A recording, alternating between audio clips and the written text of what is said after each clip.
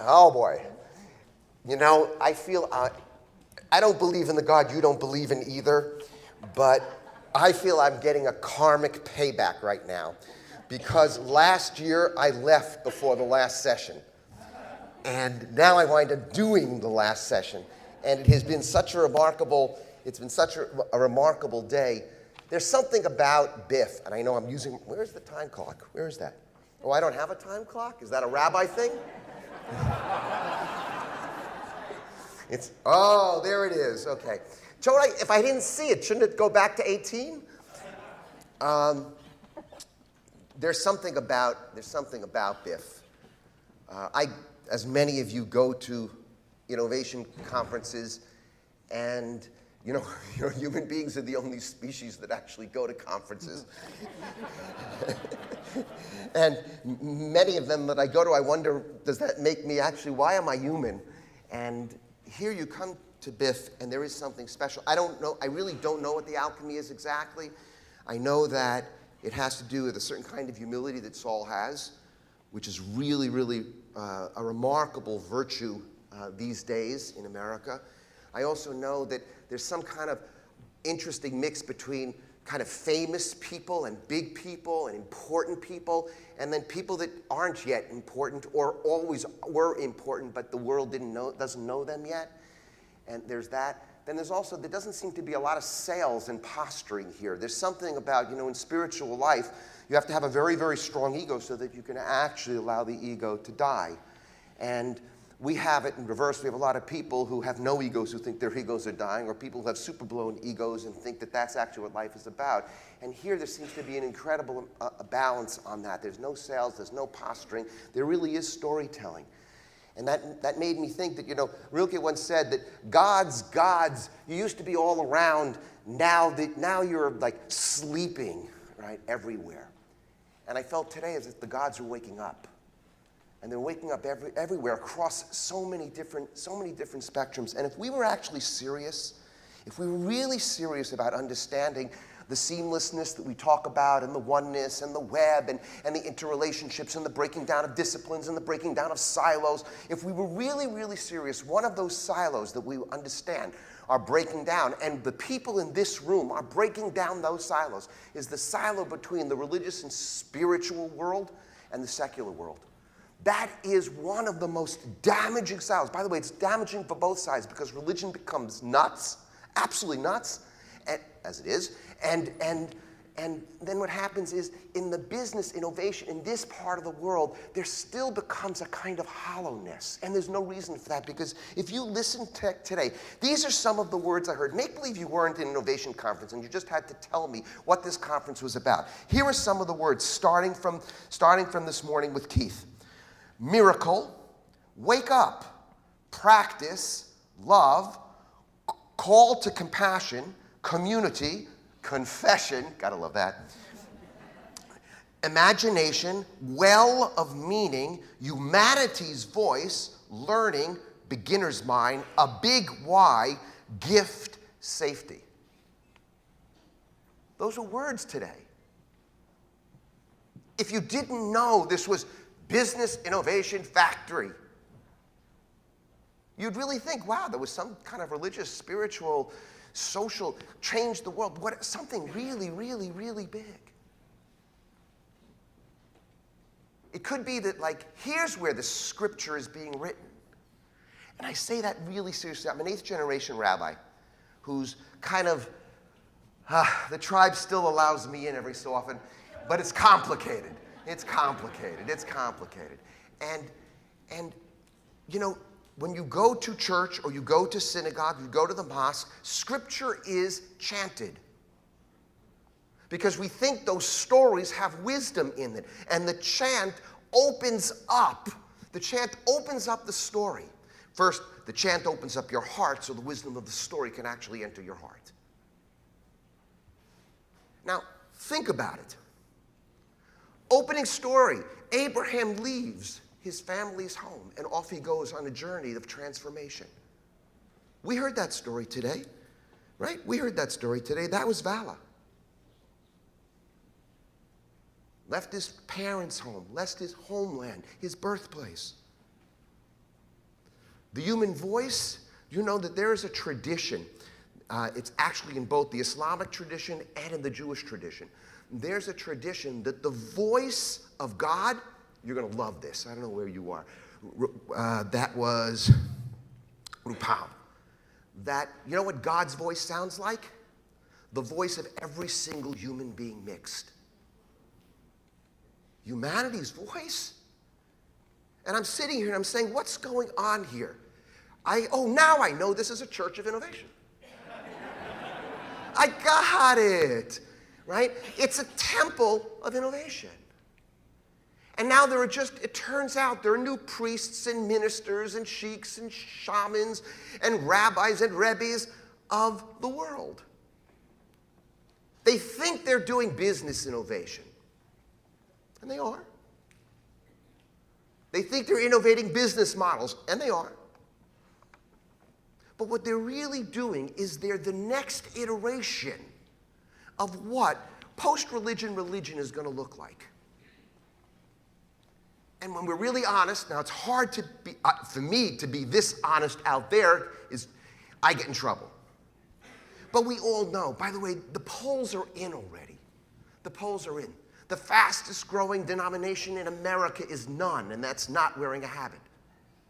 N-O-N-E. That's the fastest growing. 30% of Americans under 32 are nuns. 20% of all Americans are nuns. Those are people who very often call themselves spiritual but not religious. Those are the people that are searching to connect passion and purpose, but they don't affiliate. They don't use religious institutions. It's sort of like what's happening to religious institutions in America is sort of what's happening to so many businesses, legacy businesses that are being disintermediated. So you think about, it's not that people don't create news, consume news, use the news. No, it just happens to be a lot less newspapers and a lot new forms distribute products, services, and delivery systems of the news. That's the same with music. It's the same with so many things. So now it's hitting religion too. And if you live in an era in which so many people are, a phrase I coined, mixers and blenders and benders and switchers.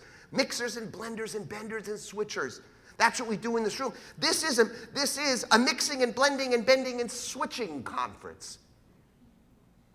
By the way, I want to say something else about this random collisions. It's been annoying me since the first time I heard it, even though Deb, unbelievable hero, and random collisions is great. I actually don't think they're random. You know where we're sitting? In Providence. You know what the opposite of random is in spiritual language? Providence.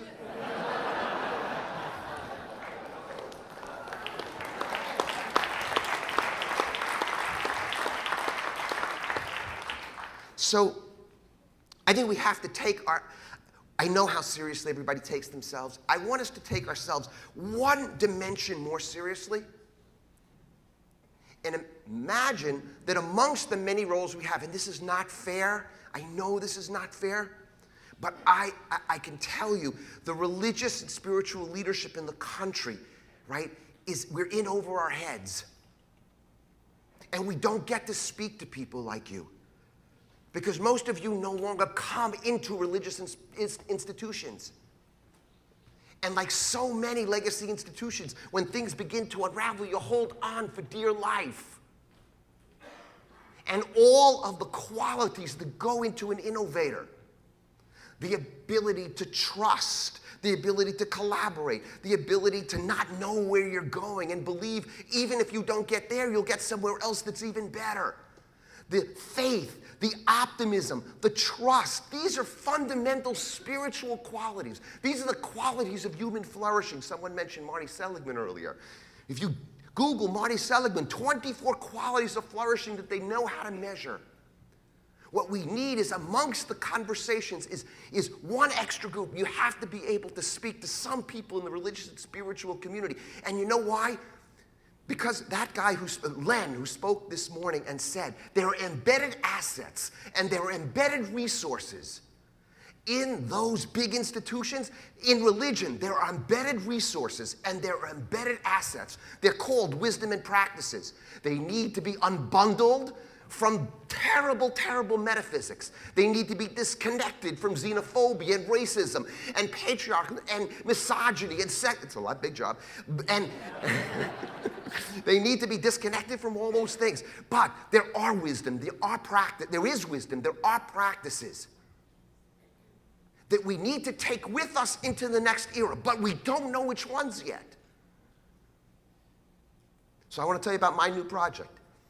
I know I was supposed to tell a story, but I was here last year. Okay, quick story. My life changed in 9/11 because I realized for about 3 months I couldn't get out of a chair. I live in New York City. Two friends of mine died in the World Trade Center.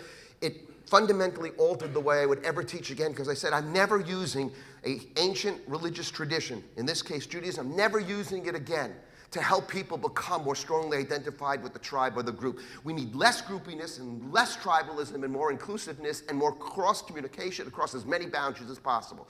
So I said, I will never ever teach, including in my own community, the Jewish community, I will never teach again simply to strengthen Jewish identity and to strengthen Jewish groupiness, which of course, but I also realized that the wisdom and practices had something to offer, and I learned that a long time. I have so many stories on that, and I know I've been asked, about 25 people came up to me and said, am I going to do the 9/11 chant? And I will do the 9/11 chant at the end, don't worry. It's right around 9/11, and I recognize that I do that as an annual ritual, and people, I guess, wanted to hear that. But I've learned that in so many ways, because now that I go around the country and speak in different communities, offering practices that work for people across the board. Because a wisdom and a practice, either it works potentially for everybody to help them flourish, or it's a bad practice. It's a bad practice. It's a practice that's simply solidifying the triumphalism of the group. And we don't need that now. So since last year, here's my project. I have 5,000 people taking a questionnaire, 48 hours, the major Jewish holidays, Rosh Hashanah to Yom Kippur is a 10-day period. It begins next week. That 10-day period is one of the few times most Jews at least show up at some point. So what I want to do is I want to begin to figure out what are we taking forward.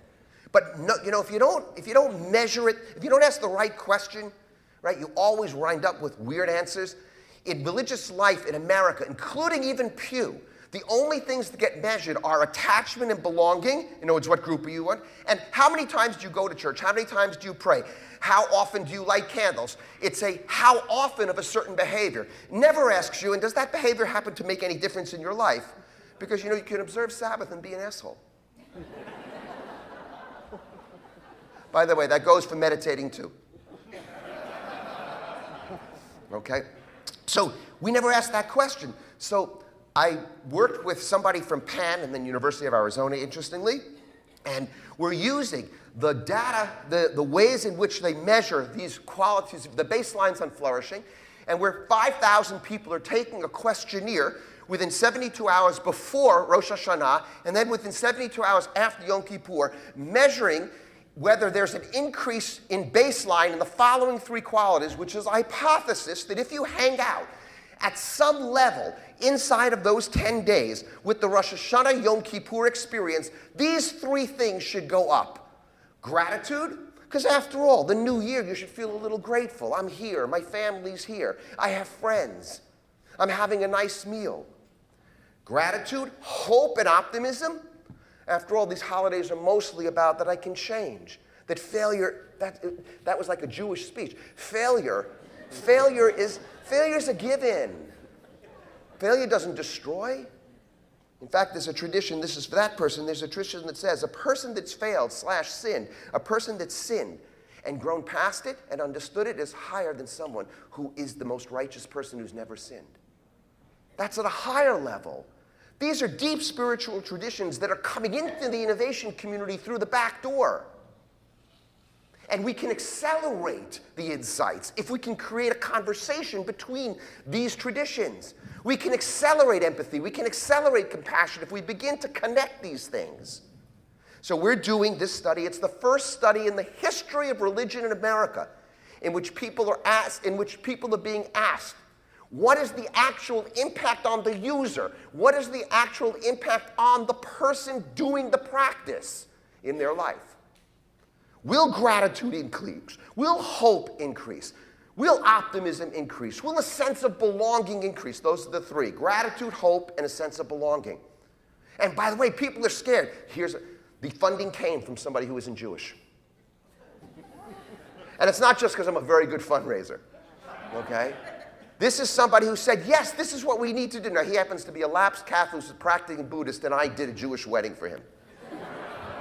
Which is what it means to be a mixer, blender, bender, and switcher. That's what's coming down the pike. That's what's coming down the pike. So imagine there's going to be a peer-reviewed article by January, February. And I promise anybody who wants them will get it. A novel contribution to the field.